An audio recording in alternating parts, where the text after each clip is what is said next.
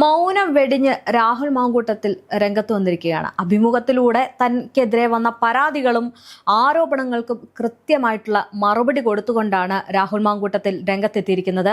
ഇതിൽ നിന്ന് മനസ്സിലാക്കാൻ സാധിക്കുന്ന ഒരു കാര്യം എന്ന് പറയുന്നത്, പിന്നോട്ടില്ല, താനും നിയമ നടപടിയുമായി മുന്നോട്ടു പോകും, എല്ലാ പൂർവിക ശക്തിയോടും കൂടി തിരിച്ചു വരും എന്നുള്ള രീതിയിലാണ് ആ അഭിമുഖത്തിൽ നിന്ന് മനസ്സിലാക്കിയത്. ഏതു കണ്ടിരുന്നു ആ അഭിമുഖം? കണ്ടിരുന്നു. എന്ത് തോന്നുന്നു ആ ഒരു അഭിമുഖം കണ്ടിട്ട്? കമന്റ് ബോക്സ് നിറയെ രാഹുലിന് പിന്തുണ നൽകുന്ന രീതിയിലാണ് ആളുകൾ സന്ദേശം അയക്കുന്നതും മെസ്സേജുകളൊക്കെ ഇടുന്നതും. ഇവിടെ രാഹുൽ മാങ്കൂട്ടത്തിൽ ഇങ്ങനെ ഒരു ഇന്റർവ്യൂ നടത്താൻ കാണിച്ച ധൈര്യം, അത് ശരിക്കും പറഞ്ഞാൽ ഒരു ജീവൻ മരണ പോരാട്ടത്തിന്റെ തുടക്കമായിട്ടാണ് ഞാൻ മനസ്സിലാക്കുന്നത്. അതായത് ഇനിയും നിശബ്ദനായിട്ട് വീട്ടിൽ തന്നെ അടച്ചുപൂട്ടിയിരുന്നാൽ ഈ ചങ്ങാതി അതോടുകൂടി തീരുമെന്നുള്ള കാര്യം എല്ലാവർക്കും ഒരു ധാരണയുണ്ടായിരുന്നു. നമ്മൾ ഇന്നലെ ഒരു വീഡിയോ ചെയ്തു, നമ്മളതിൽ കൃത്യമായിട്ട് പറഞ്ഞു രാഹുലിൻ്റെ ഇപ്പോഴത്തെ അവസ്ഥ ദയനീയമാണ്. കാരണം രാഹുൽ ഇങ്ങനെ ഇരിക്കേണ്ടവരല്ല. കാരണം കോടതിയിൽ നിന്ന് അനുകൂലമായിട്ടുള്ള ഒരു ഇടപെടലൊക്കെ ഉണ്ടായിട്ടുണ്ട്. ജനങ്ങൾ ഇപ്പോഴും രാഹുലിനൊപ്പം കട്ടയ്ക്ക് കൂടെ നിൽക്കുന്നുണ്ട്. സ്വാഭാവികമായിട്ടും രാഹുൽ അറസ്റ്റിലായി ജയിലിൽ പോയതോടെ CPM-കാരുടെയൊക്കെ സൂക്കേടിന് കുറച്ച് ശമനം വന്നിട്ടുണ്ട്. അവരൊന്നും ഇപ്പോൾ രാഹുലിനെതിരെ ഒന്നും പറയുന്നില്ല. അപ്പോൾ സ്വാഭാവികമായിട്ടും രാഹുലിന് പൊതുവേദിയിൽ വന്നുകൊണ്ട് തനിക്ക് എന്താണ് സംഭവിച്ചതെന്ന് പറയാം, വാർത്താ സമ്മേളനം വിളിക്കാം, ഇന്റർവ്യൂ കൊടുക്കാം, എന്തെങ്കിലും ചെയ്യണം എന്നുള്ളതായിരുന്നു നമ്മൾ ഇന്നലെ പറഞ്ഞ പ്രധാനപ്പെട്ട പോയിന്റ്. എന്തായാലും അത് കണ്ടിട്ടാണോ എന്താണെന്ന് അറിയില്ല, രാഹുൽ കൃത്യമായി ഇപ്പോൾ ഒരു വലിയ തിരിച്ചുവരവിനുള്ള തുടക്കം കുറിച്ചിരിക്കുകയാണ്. അത് 24 ചാനലിലൂടെയാണ്, 24 ന്യൂസിലൂടെയാണ് അഭിമുഖം നടത്തിയത്. കേരളത്തിലെ ഏറ്റവും പ്രധാനപ്പെട്ട ഒരു വാർത്താവതാരകരായ ഹാഷ്മി തന്നെ രാഹുലിനെ ഇൻ്റർവ്യൂ ചെയ്യാനുള്ള ഒരു ചങ്കൂറ്റം കാണിച്ചു. കാരണം ഇപ്പോൾ രാഹുലിനെ ഇൻ്റർവ്യൂ ചെയ്തതിൻ്റെ പേരിൽ സൈബർ സഖാക്കളൊക്കെ ഹാഷ്മിയെ എടുത്തിട്ട് അലക്കാൻ സാധ്യതയുണ്ട്. ഹാഷ്മിയെയും പീഡനത്തെ പിന്തുണയ്ക്കുന്ന ഒരാളായി ചിത്രീകരിക്കാനുള്ള സാധ്യതകളുണ്ട്.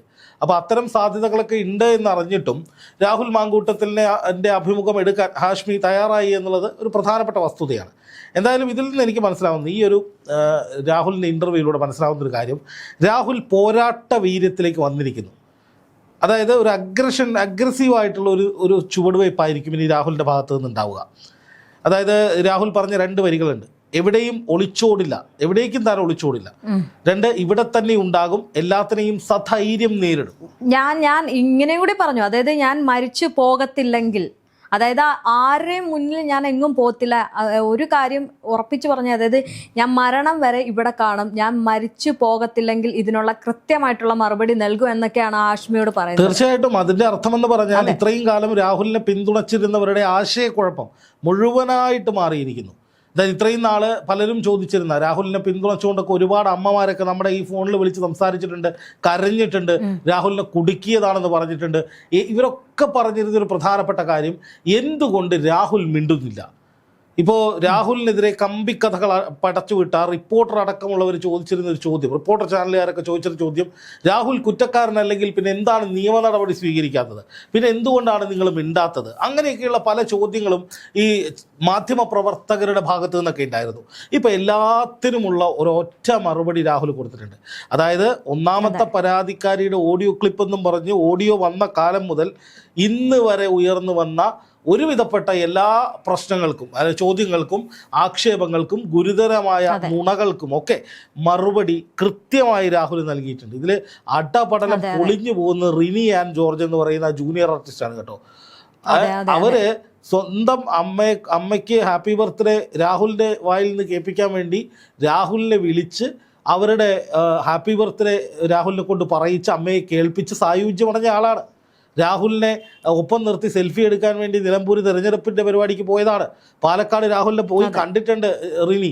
ഇത്രയൊക്കെ ചെയ്തു വെച്ചിട്ട് റിനി പറയുകയാണ് ഹൂ കേഴ്സ് എന്ന് പറയുന്ന ഒരാളാണ്, രാഹുലിൻ്റെ പേര് പറഞ്ഞിട്ടില്ല, അത് വേറെ കാര്യം, ഹൂ കേഴ്സ് എന്ന് പറയുന്ന ഒരാളാണ്, അയാൾ സ്ത്രീപീഡകനാണ്, മറ്റേ സ്ത്രീകളെ മാനിപ്പുലേറ്റ് ചെയ്യുന്ന ആളാണ് എന്നൊക്കെ പറഞ്ഞിട്ട് എന്നോട് 24 മണിക്കൂർ പരിചയപ്പെട്ട് 24 മണിക്കൂറിനകം എനിക്കെതിരെ മോശം അനുഭവം ഉണ്ടായി എന്നാണ് റിനി ഒരു അഭിമുഖത്തിൽ പറഞ്ഞത്.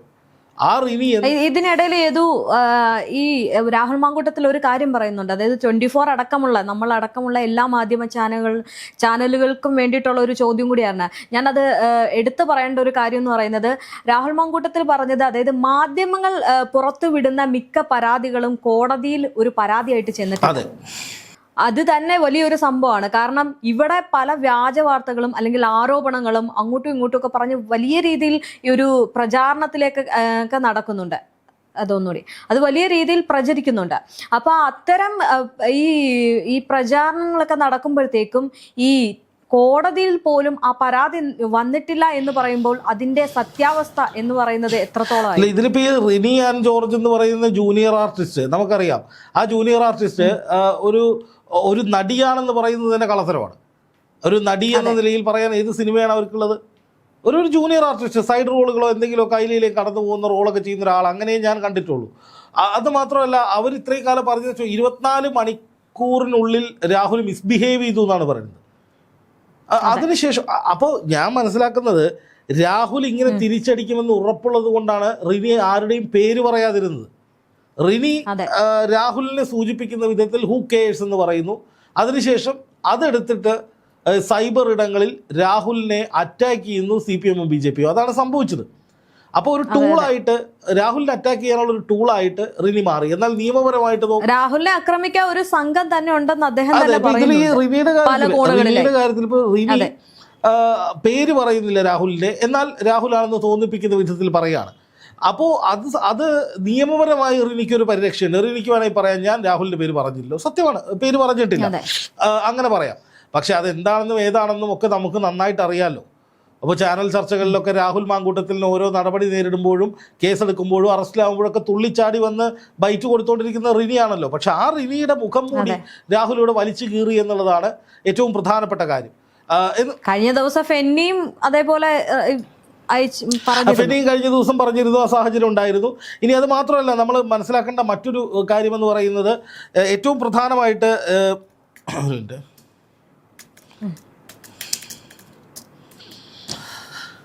അതുപോലെ തന്നെ മറ്റൊരു പ്രധാനപ്പെട്ട കാര്യമെന്ന് പറയുന്നത്, നോക്കുക, ഒരു മാധ്യമ ഗൂഢാലോചന നടന്നിട്ടുണ്ട്.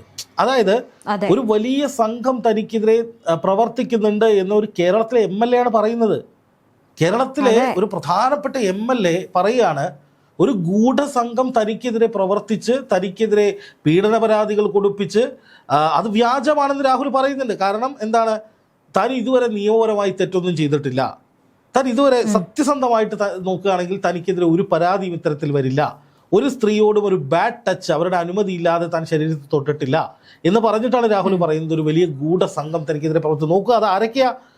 അവർക്കൊരു പ്രധാനപ്പെട്ട ഓഫീസുണ്ട് കേരളത്തിൽ, ഒരു കിങ് പിന്നായി ഒരു തലവൻ പ്രവർത്തിക്കുന്നുണ്ട്, 4 പ്രധാനപ്പെട്ട ജേർണലിസ്റ്റുകൾ അതിന്റെ ഭാഗമാണ്. ഒരു ജേർണലിസ്റ്റിന്റെ പാർട്ട്ണർ, അതായത് വൈഫ് അല്ലെങ്കിൽ പാർട്ട്ണർ, കൂടെ ജീവിക്കുന്ന ഒരാൾ അതിൽ മെമ്പറാണ്. അതുപോലെ തന്നെ കോൺഗ്രസിനുള്ളിൽ കോൺഗ്രസിനൊപ്പം നിൽക്കുന്നു എന്ന് തെറ്റിദ്ധരിപ്പിച്ച് കോൺഗ്രസിനുള്ളിലെ പലരെയും വീഴ്ത്താൻ ശ്രമിക്കുന്ന ഒരു ഒറ്റുകാരൻ അല്ലെങ്കിൽ ഒറ്റുകാരി, ഒരു ട്രൈറ്റർ എന്ന വാക്കാണ്, അതാണാണോ പെണ്ണാണോ എന്ന് അറിയാതിരിക്കാൻ വേണ്ടിയിട്ടാണ് ട്രൈറ്റർ എന്ന വാക്ക് രാഹുൽ ഉപയോഗിച്ചത്. അപ്പോൾ കോൺഗ്രസിനുള്ളിൽ കോൺഗ്രസ്സുകാരനോ കോൺഗ്രസ്സുകാരിയായോ നിൽക്കുന്ന ഒരു സജീവ സാന്നിധ്യം കോൺഗ്രസിനുള്ളിലെ പല ആളുകളെയും മോശക്കാരാക്കാൻ വേണ്ടി ഇറങ്ങി തിരിച്ചിട്ടുണ്ട്. അതുപോലെ CPM-ന്റെ ഓരത്ത് ചാരി നിൽക്കുന്ന ചിലർ, അത് എനിക്ക് തോന്നുന്നത് ഒരാൾ അതിൽ സരിനായിരിക്കും. CPM-ന്റെ ഓരത്ത് ചാരി നിൽക്കുന്നു എന്ന പ്രയോഗം സരിനെ ഉദ്ദേശിച്ചിട്ടായിരിക്കും. എന്തായാലും ബാക്കിയുള്ള ആളുകൾ ആരൊക്കെയാണ് എന്ന് കണ്ടെത്തേണ്ടതുണ്ട്. ഇതിൽ വ്യക്തമായിട്ടുള്ള തെളിവ് സഹിതം, അതായത് ആ ഇന്റർവ്യൂവിൽ പറയുന്നുണ്ട്, എനിക്ക് ചില സാങ്കേതിക പ്രശ്നങ്ങൾ കാരണം തൽക്കാലം ആ തെളിവ് പബ്ലിഷ് ചെയ്യാൻ പറ്റത്തില്ല, എന്നിരുന്നാൽ കൂടി ഇനി ഒരു 2-3 ദിവസം കഴിഞ്ഞ് ഒരു കോടതികളിൽ പോകാനുണ്ട്, അത് കഴിഞ്ഞിട്ട് തിരിച്ചു വരുമ്പം രാഹുലിന്റെ പക്കലുള്ള ചാറ്റുകൾ പുറത്തു വിടും എന്നുള്ള ഒരു ഓവർ കോൺഫിഡൻസ് ഉണ്ട്. അങ്ങനെ പറയരുത്, ഓവർ കോൺഫിഡൻസ് അല്ലെന്നേ, ഒരു മനുഷ്യന്റെ ആത്മവിശ്വാസമാണ്, സാധാരണ കോൺഫിഡൻസ് ആണ് ഞാൻ പറയുന്നത്. വേറൊന്നും കൊണ്ടല്ല. ഇപ്പൊ രാഹുൽ ഹാഷ്മി ഇങ്ങനെ ഇടയ്ക്കിട്ട് രാഹുലിനെ എടുത്ത് ചൊറിയ, ഹാഷ്മി ഇടയ്ക്കിട്ട് രാഹുലിനോട് അങ്ങോട്ട് ഏതൊരു വിചാരണ നടത്തുന്ന ജഡ്ജിയുടെ ഭാവത്തിലൊക്കെയാണ് ഈ ഹാഷ്മി രാഹുലിനോട് ഇടപെട്ടത്. എന്തിന്റെ കാര്യം ഇരുന്നിട്ട് കോടതികൾക്ക് പോലും ഒരു ഭീഷണിപ്പെടുത്തുകയാണോ പോലും രാഹുലിനോട് ഒരു കൺസിഡറേഷൻ ഉണ്ട്, രാഹുലിന്റെ വാദം കേട്ടിട്ടുണ്ട്. ഇവിടെ ഹാഷ്മി രാഹുലിനെ ഒന്നും പറയിക്കാതെ അങ്ങോട്ട് കയറി ഹിറ്റ് ചെയ്യാണ്. ഒടുവിൽ രാഹുൽ പറഞ്ഞു, എനിക്ക് സംസാരിക്കണമെന്ന് തോന്നിയിട്ടാണല്ലോ ഞാൻ നിങ്ങളെ വിളിച്ചു വരുത്തിയത്, അല്ലെങ്കിൽ ഈ സ്പേസിൽ വന്നിരുന്നത്, അപ്പോൾ എനിക്ക് പറയാനുള്ളത് നിങ്ങൾ കേൾക്കണം എന്ന് കൃത്യമായിട്ട് തന്നെ ഹാഷ്മിയോട് രാഹുൽ പറയുന്നുണ്ട്. പിന്നെയാണ് ഹാഷ്മി ഒരു പൊടിക്ക് അടങ്ങുന്നത്. പക്ഷെ അതേ സമയത്ത് തന്നെ രാഹുൽ പറയുന്ന കാര്യങ്ങൾ നോക്കുക. ഇവിടെ തനിക്കെതിരെ ഒരു വ്യക്തമായ ഗൂഢാലോചന നടന്നു. അത് ആദ്യം പ്ലേസ് ചെയ്യപ്പെട്ടത് MV ഗോവിന്ദന്റെ മകനുമായി ബന്ധപ്പെട്ട് CPM-നുള്ള വലിയ തർക്കം നിൽക്കുമ്പോഴാണ് റിനി വാർത്താ സമ്മേളനം വിളിക്കുന്നത്. അതായത് കേരളത്തിൽ എന്തൊക്കെയോ വിഷയങ്ങൾ CPM-നെതിരെ ചർച്ച ചെയ്യപ്പെടുമ്പോൾ, അല്ലെങ്കിൽ CPM-നെതിരെ വലിയ പൊട്ടിത്തെറികൾ ഉണ്ടാകുമ്പോൾ അതിൽ നിന്ന് രക്ഷപ്പെടാൻ വേണ്ടി തന്നെ കരുവാക്കുകയായിരുന്നു, തൻ്റെ വാർത്തകൾ വരികയായിരുന്നു, ഇങ്ങനെ ഇടയ്ക്കിട്ട് തൻ്റെ കാര്യങ്ങൾ ഇട്ടുകൊണ്ടിരിക്കുകയായിരുന്നു എന്ന് കൃത്യമായി രാഹുൽ പറയുന്നുണ്ട്. പിന്നെ അത് മാത്രമല്ല, കോൺഗ്രസിൻ്റെ കാര്യത്തിൽ കോൺഗ്രസിൽ നിന്ന് ആരും തനിക്കെതിരെ പ്രവർത്തിച്ചിട്ടില്ല. വി ഡി സതീശൻ ഒരു കാരണവശാലും തനിക്കെതിരെ അങ്ങനെ ചെയ്യില്ല. വി ഡി സതീശനെ എന്തിനാണ് നിങ്ങൾ ഇതിലേക്ക് വലിച്ചിഴക്കുന്നത്? ഇപ്പം രാഹുൽ മാങ്കൂട്ടത്തിലിനെ സംരക്ഷിച്ചത് വി ഡി ആണെന്നായിരുന്നു ആദ്യം പ്രശ്നം. പിന്നെ പറയുന്നു വി ഡി രാഹുലിനെ കൈവിട്ടു എന്ന് പറയുന്നു. അപ്പോൾ കോൺഗ്രസിനുള്ളിൽ നിന്നല്ല ഇത് എന്ന് രാഹുൽ ഉറപ്പിച്ചു പറയുന്നു. തന്നെ കോൺഗ്രസിൽ നിന്ന് പുറത്താക്കാൻ കഴിയും, പക്ഷേ തന്നിലെ കോൺഗ്രസ്സുകാരനെ ഒരിക്കലും പുറത്താക്കാൻ കഴിയില്ല. ഇനി പാർട്ടി ഇനി ആജീവനാന്ത കാലം പുറത്താക്കിയാൽ താൻ പുറത്ത് നിൽക്കുന്ന ഒരു കോൺഗ്രസ്സുകാരനായിരിക്കും, മനസ്സുകൊണ്ട് കോൺഗ്രസ്സുകാരനായിട്ട് പുറത്ത് നിൽക്കും, വേറെ എവിടേക്കും പോകില്ല എന്നൊക്കെ കൃത്യമായി രാഹുൽ പറയുമ്പോൾ വളരെ ക്രിസ്റ്റൽ ക്ലിയർ ആയിട്ട് ജനങ്ങൾക്കെല്ലാം മനസ്സിലാകുന്നുണ്ട്. പിന്നെ രാഹുൽ പറയുന്നത് ഈ പരാതികളിലേക്ക് പൊരുത്തക്കേടുകളാണ്. ഇപ്പോൾ ആദ്യത്തെ പരാതിയുടെ കാര്യങ്ങൾ, രണ്ടാമത്തെ പരാതിയുടെ കാര്യങ്ങൾ, മൂന്നാമത്തെ പരാതിയിലെ പ്രശ്നങ്ങൾ, ഇതൊക്കെ കോടതിയിൽ ഓൾറെഡി ചർച്ച ചെയ്തിട്ടുള്ള വിഷയങ്ങളാണ്. അത് കൃത്യമായി രാഹുൽ പറയുന്നുണ്ട്. അതിൽ രാഹുൽ ചോദിക്കുന്ന മറ്റൊരു പ്രധാനപ്പെട്ട കാര്യമുണ്ട്. ഇപ്പോൾ പുറത്തു വരുന്ന ചാറ്റുകൾ, ഓഡിയോ ക്ലിപ്പുകൾ, ഇതിനൊന്നും പൂർണ്ണ രൂപം എന്തുകൊണ്ട് നിങ്ങൾ കാണിക്കുന്നില്ല, നിങ്ങൾ അന്വേഷിക്കുന്നില്ല? അത് അന്വേഷിച്ചാൽ നിങ്ങളുടെ സകല പ്രശ്നങ്ങളും തീരുമെന്ന് പറയുന്നു. അതുപോലെ പറയുന്നു, അതാണ് പറഞ്ഞത്, പൂർണ്ണമായിട്ടുള്ള ചാറ്റ് ഞാൻ കാണിക്കാം എന്ന് രാഹുൽ ഉറച്ച നിലപാടോടുകൂടി പറയുന്നത്. അതുകൊണ്ടാണ്. അതെ അതെ, അതാണ് ഇത് എൻ്റെ ഒരു ചോദ്യം. അതായത് ഒരു ഭാഗം മാത്രം കണ്ടു, മറ്റൊരാളുടെ ഭാഗവും കൂടി കാണിക്കാൻ അവരുടെയൊക്കെ ചോദിക്കുമ്പോൾ അവരത് ഉറപ്പായിട്ടും കാണിക്കുക എന്ന് പറയുമ്പോൾ അതെങ്ങനെ ഒരു ചോദിക്കുന്നുണ്ട്. അപ്പൊ ഇവിടെയാണ് മാധ്യമങ്ങളുടെ ഇരട്ടത്താപ്പ്, അല്ലെങ്കിൽ രാഹുലിനെ ടാർഗറ്റ് ചെയ്ത് അടിച്ചു വീഴ്ത്തണമെന്ന മാധ്യമങ്ങളുടെ അജണ്ട പൊളിയുന്നത് അവിടെയാണ്. അതായത് വേറൊരു കാര്യമുണ്ട്. ഈ ഹാഷ്മി ചോദിക്കുന്ന ചോദ്യത്തിൽ നിന്ന് ഹാഷ്മിക്ക് വേണ്ട ഒരു ഉത്തരം രാഹുലിന്റെ വായിൽ നിന്ന് കിട്ടുന്നില്ല. അതിനു വേണ്ടിയിട്ടാണ് വീണ്ടും ഹാഷ്മി അത് ചോദിച്ചുകൊണ്ടിരിക്കുന്നത്. എന്നാൽ രാഹുലിന് ന്യായീകരിച്ച്, അല്ലെങ്കിൽ രാഹുൽ തെറ്റ് ചെയ്തിട്ടില്ല എന്ന് പറയുന്ന കാര്യം, അതായത് 2008 തൊട്ട് അദ്ദേഹം ജയിലിൽ കടന്ന്, അല്ലെങ്കിൽ ഈ കോൺഗ്രസിന് വേണ്ടി പ്രവർത്തിച്ച കാര്യങ്ങൾ ഉൾപ്പെടെ ഓരോ ഡേറ്റും ഓരോ വർഷവും കറക്റ്റായിട്ട് കൃത്യമായിട്ട് പറഞ്ഞ് മനസ്സിലാക്കാൻ ശ്രമിക്കുമ്പോൾ ഹാഷ്മിക്ക് മറുപടി കാര്യത്തിലേക്ക് രാഹുലിന്റെ കോർണർ ചെയ്യണം.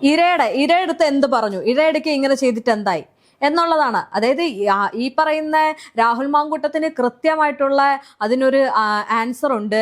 മാത്രമല്ല, അദ്ദേഹം അത്രയും കോൺഫിഡൻസോട് കൂടി നിൽക്കുമ്പോൾ നമുക്ക് മനസ്സിലാക്കാൻ സാധിക്കുന്നത് മറുവശത്തും ഒരു ശരിയുണ്ട്. കാരണം രണ്ട് കൈയും കൂട്ടിയടിച്ചാലേ നമുക്ക് സൗണ്ട് കാര്യം ശ്രദ്ധിക്കുക രേഷ്മ.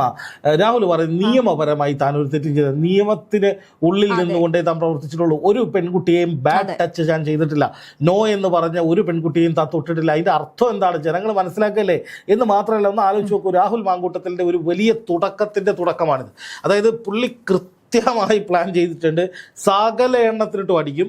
അതിൽ മാധ്യമപ്രവർത്തകരെന്നൊക്കെ പറഞ്ഞ് ആദ്യം പറയുന്ന ഒരു ലിസ്റ്റ് ഉണ്ടല്ലോ, ആ ലിസ്റ്റിൽ പെട്ടവരെ രാഹുൽ മാങ്കൂട്ടത്തിൽ പിന്തുടർന്ന് വേട്ടയാടുക തന്നെ ചെയ്യും. വേട്ടയാടുക എന്ന് പറഞ്ഞാൽ കണക്കിന് അവരെ കൃത്യമായി അവരോടുള്ള പക തീർക്കും. എനിക്ക് അങ്ങനെ തോന്നുന്നത്.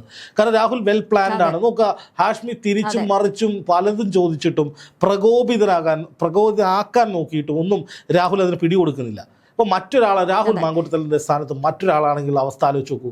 ഈ 18 ദിവസം ജയിലിലും കിടന്നു, ചെയ്യാത്ത കുറ്റത്തിന്, രാഹുലിൻ്റെ ഭാഷയിൽ പറഞ്ഞാൽ ചെയ്യാത്ത കുറ്റത്തിന് കേരളം മുഴുവൻ അവഹേളിക്കുന്ന, നാട്ടുകാരെ മുഴുവൻ അവഹേളിക്കുന്ന ആ സാഹചര്യം ഉണ്ടായി. സ്വന്തം അമ്മയും പെങ്ങളുടെയും മുന്നിൽ കള്ളനായിട്ട് അല്ലെങ്കിൽ ഒരു സ്ത്രീ പീഡകനായിട്ട് തലകുനിച്ച് നിൽക്കേണ്ടി വരുന്ന അവസ്ഥ. എന്തൊരു ദുരിതം. ആ ചെറുപ്പക്കാരൻ വളരെ ചെറിയ പ്രായത്തിൽ സജീവ രാഷ്ട്രീയത്തിലേക്ക് വരുന്ന സമയത്ത് അവൻ്റെ അമ്മയാണ് അവനെ വളർത്തിയത്, കഷ്ടപ്പെട്ട് ബുദ്ധിമുട്ടി ജോലി ചെയ്ത് പഠിപ്പിച്ചെടുത്തതാണ്. അപ്പോൾ അങ്ങനെ വളരെ ഒരു നെപ്പോക്കിട്ടൊന്നുമല്ല രാഹുൽ. അവനെ ആരും തൂക്കിയെടുത്ത് രാഷ്ട്രീയത്തിലേക്ക് ഇട്ടതല്ല, കഷ്ടപ്പെട്ട് വന്നതാണ്. 18 വർഷം മുമ്പ് ജയിലിൽ കിടന്നിട്ട ആളാണ് രാഹുൽ, പാർട്ടി പ്രവർത്തനം നടത്തിയതിൻ്റെ പേരിൽ. അപ്പം അത്രയും രാഷ്ട്രീയ പ്രവർത്തന പരിചയമുള്ള, സഹനത്തിൻ്റെ വഴിയിലൂടെ ജീവിതത്തിലെ വളരെ മോശപ്പെട്ട സാഹചര്യങ്ങളെ അതിജീവിച്ച് കയറി വന്ന ഒരുവനെ ചവിട്ടി വീഴ്ത്തി ഒന്നുമല്ലാതാക്കാനുള്ള ശ്രമം നടക്കുമ്പോൾ തീർച്ചയായിട്ടും അവനതിനോട് റിയാക്ട് ചെയ്യും. ആ റിയാക്ഷനാണ് ഇപ്പോൾ കണ്ടത്. ഇന്ന് മാത്രമല്ല, നിയമസഭാ തെരഞ്ഞെടുപ്പ് വരാൻ പോവുകയാണ്. രാഹുൽ മാങ്കൂട്ടത്തിൽ ഈ നിയമസഭാ തെരഞ്ഞെടുപ്പിൽ എവിടെയും ഇല്ല, ചിത്രത്തിൽ ഇല്ല എങ്കിൽ രാഹുലിൻ്റെ രാഷ്ട്രീയ ജീവിതം കട്ടപ്പുകയാണ്. ഒരു പക്ഷേ ഒരു വലിയ തിരിച്ചുവരവിൻ്റെ തുടക്കമായി തനിക്കെതിരെ നടന്നത് മുഴുവൻ ഗൂഢാലോചനയാണ് എന്ന് ലോകത്തോട് വിളിച്ചു പറഞ്ഞ് ജനങ്ങളുടെ പിന്തുണയോടുകൂടി, കോടതിയുടെ പിന്തുണയോടുകൂടി സജീവമായി തിരിച്ചു വരാൻ, എവിടെയാണോ എല്ലാം നഷ്ടമായത് അവിടേക്ക് ശക്തമായി തിരിച്ചു വരാനുള്ള നീക്കങ്ങൾ തന്നെയായിരിക്കും രാഹുൽ നടത്തുക എന്നാണ് എനിക്ക് തോന്നുന്നത്.